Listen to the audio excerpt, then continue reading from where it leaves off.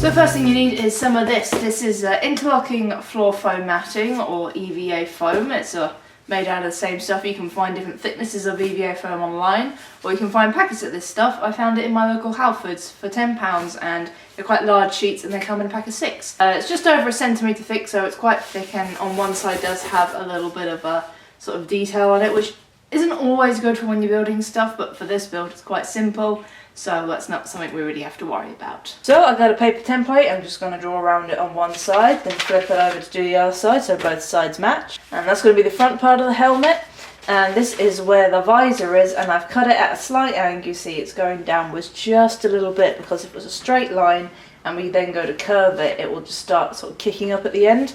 We want it to try and be as straight as possible, so just having a small little downwards angle just eliminates that curve. So now it's drawn out. I got a blade here which I'm going to cut it out with. It's just like a little box cutter. Again, you can get these cheap. And I'm going to very slowly cut around the edges, because you want it to be as smooth a cut as possible. It just helps when you're gluing stuff together, and it also means you don't have to go over and sand the edges to make them look smooth.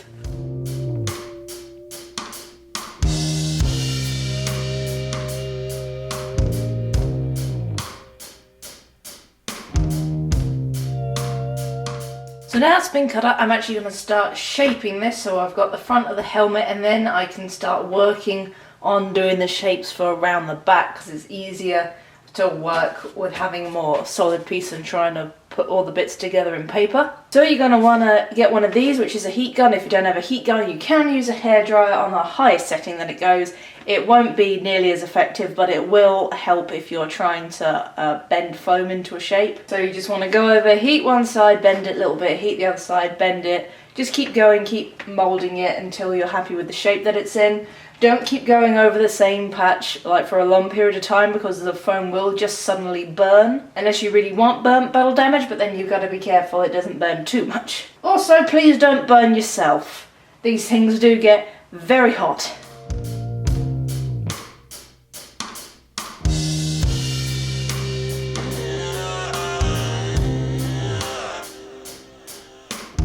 So what I've also done is I've gone into the back of the foam and just sort of cut a slight V shape. So obviously not far enough, it goes to the other side. This is just going to help the front of the helmet bend a little bit more. So I'm pretty happy with the shape of the front of the helmet now. So now I've got a solid part. I can more easily work around it to make templates for the other parts. Because obviously, as I said, with it being curved, straight lines are gonna be something that you have to do wonky in order to make them look straight. It's a bit awkward. So first off, I'm gonna do the back section of the helmet, and then I can move on to working on the top. So we're just gonna do it in sections, slowly going through the whole thing.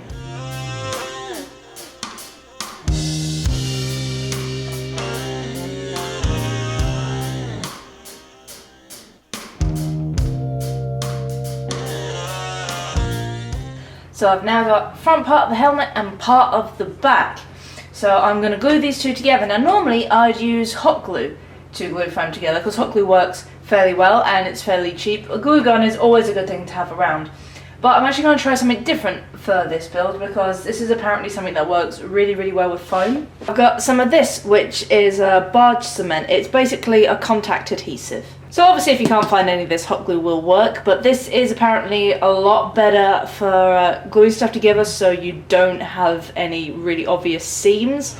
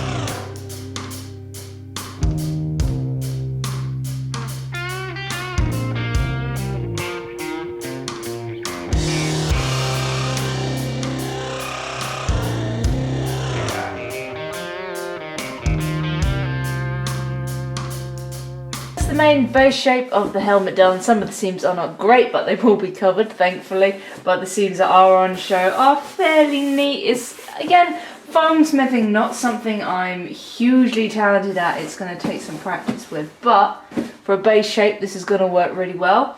So now it's time to add some of the detailing pieces onto it. And for that, I'm going to use some of this, which is craft foam. It's really thin stuff, and you can get this stuff fairly cheap, normally in A4 size. This was 75p for one sheet, and I've got 3, which should be enough. If not, I'll have to go out and get some more. There's going to be trim from the front all the way down here, around the top of the eyes, and around the top here, all around the back. So basically, all your seams are going to be covered if you don't have very good seams, which is nice.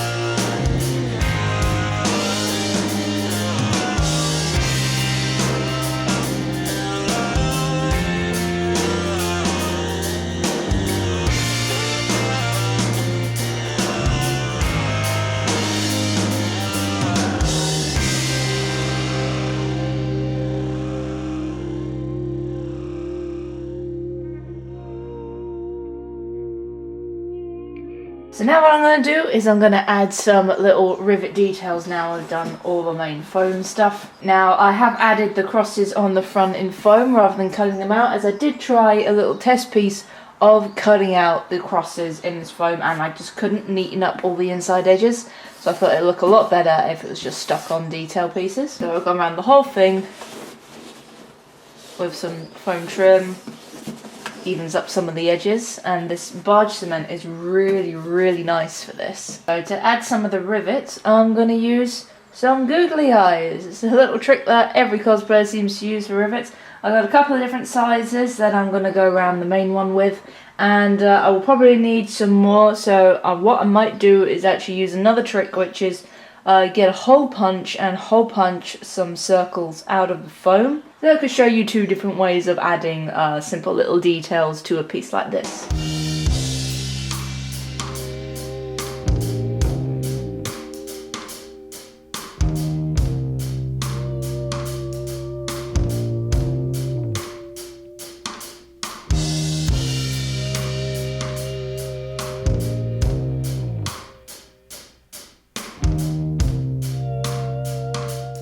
Now the structure of the helmet is complete. It needs a little bit of padding on the inside so it can sit on your head properly. So I got some of this, which is some foam. You can get foam similar to this, upholstery foam, if you've got an upholstery store near you, or you can buy sponges, anything that's soft and squidgy like this. You can just glue it in with a hot glue gun and it helps it sit on your head nice and comfortable. Helmet's now got some padding on the inside so I can actually wear it, even though you can't quite see that because of the way the light is. And I've also added a little bit of foam on the underside here. That's just to stop the sort of the pattern that's on the underneath bit of the foam showing through. Just makes it look a little bit neater when people can see that part of the helmet. And I've also shortened the top a little bit because I wasn't happy with how tall that was. So now that's all done, the next stage is to texture the foam a little bit. Try and make it look like it's been hammered at a blacksmith or got some dents on it. So I'm going to use a couple of different methods to sort of achieve that. The main one is to heat the foam up gently with the heat gun again, just so I don't distort or peel off any of what I've already done. And then just sort of jab it with a pen or the end of a paintbrush to make little dents.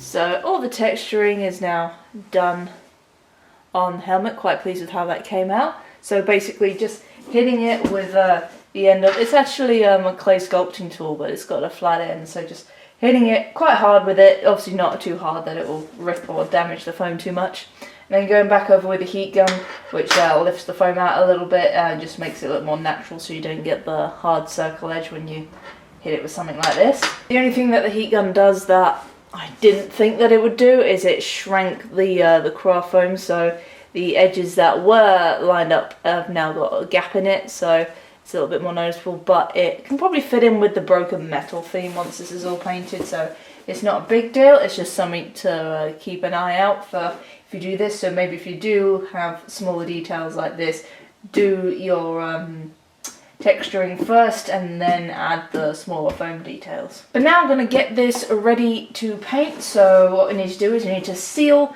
the foam. Now a lot of people use plaster dip, so if you can get your hands on some plaster dip, it's quite flexible, it helps seal the foam and prime it for paint. But if you don't have that, what I'm going to do is a simpler method, which is mix up a little bit of glue with water, and I'm going to go over it several times just to make sure it's covered, because again that's flexible, and we're not going to use spray paint for this, we're going to use acrylic paint and hand paint it, so we shouldn't have the problems with cracking that you do with normal spray paint. I'm actually going to use some of this, which is a PVA wood glue. Apparently this is a little bit better than normal PVA for when you're sealing surfaces like this. So I'm going to give this a try. Normally I would use normal PVA, but this probably won't make a huge amount of difference, but we'll see what it does.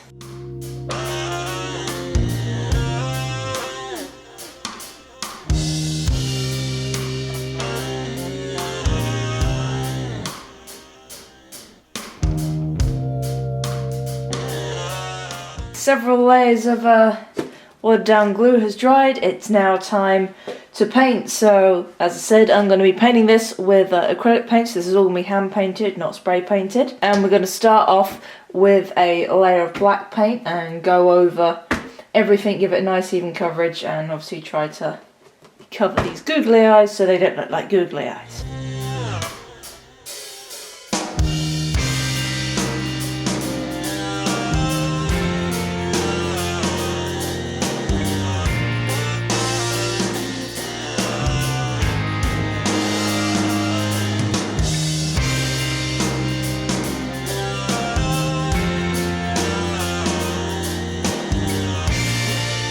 Now the black's on and dry. It looks really nice, all one colour. But now it's time to make it look like metal. So I've got some of this, which is acrylic silver paint. And I'm actually going to use a little sponge brush here to rub it on. You don't have to have a little brush like this. Just if you've got a spare piece of upholstery foam left over, or just a little bit of sponge, that'll do. But it's just be easy and it won't get all over my hands. And it means that it won't have brush strokes on the silver bit, because that's what we don't want to have on there. And so yeah, it's just going to be a case of going over everything and doing it until I like it, really.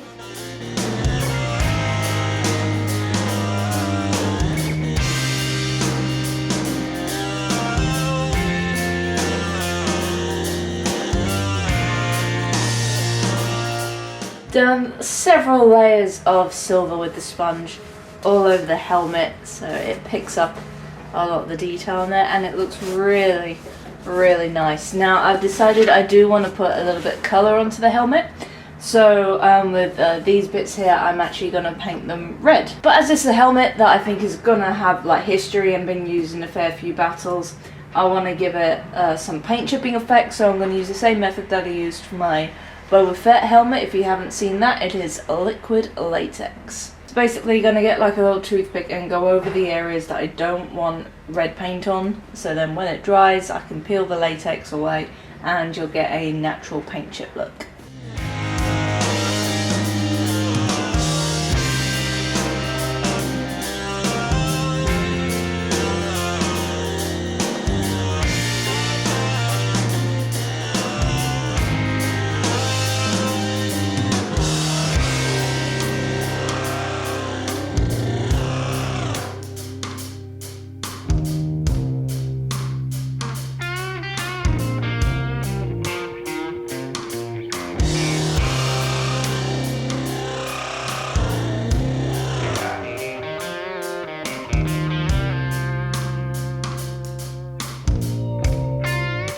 Managed to find all the little bits of latex hiding under the paint job, So we've got a nice peel paint effect going on now. First one I'm going to do is I'm going to dry brush a couple more sort of silver scratches over it, because these areas are sort of quite big for the paint chip, and I just want some smaller ones, so I got a little brush and I'm just going to carefully dry brush on some scratches on the corners, and then I'm going to use some black and brown acrylic just to go in some of the areas and add a little bit more dirt and sort of dark areas, and then the helmet will be finished.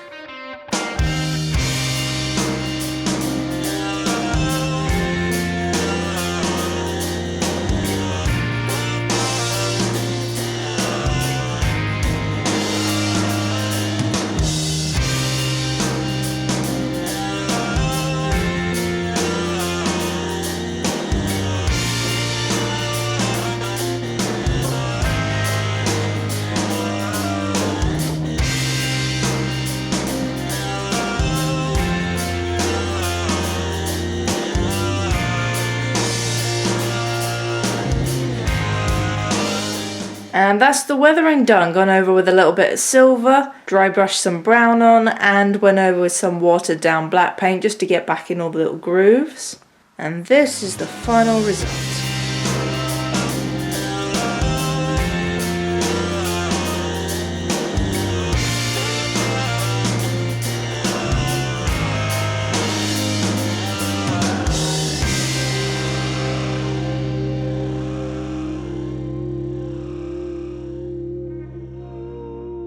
Hand painting this as opposed to spray painting this has actually worked really nicely, and the silver paint catches the light and all the little indents in the foam with the different colours of paint. Shows that really nicely, and I like the rivets as well. The rivets give it a little bit more depth to it. So this is a really cheap, really easy way of creating metal looking props out of foam. I said before, I'm not really an accomplished foam smith. I'm still practicing, so there's bits I can improve on this one. But for a base build, I'm pretty happy with how this one's gone. I hope you guys enjoyed this build video. I hope to do more similar to this in the future. And I'll see you in the next one. May the Force be with you.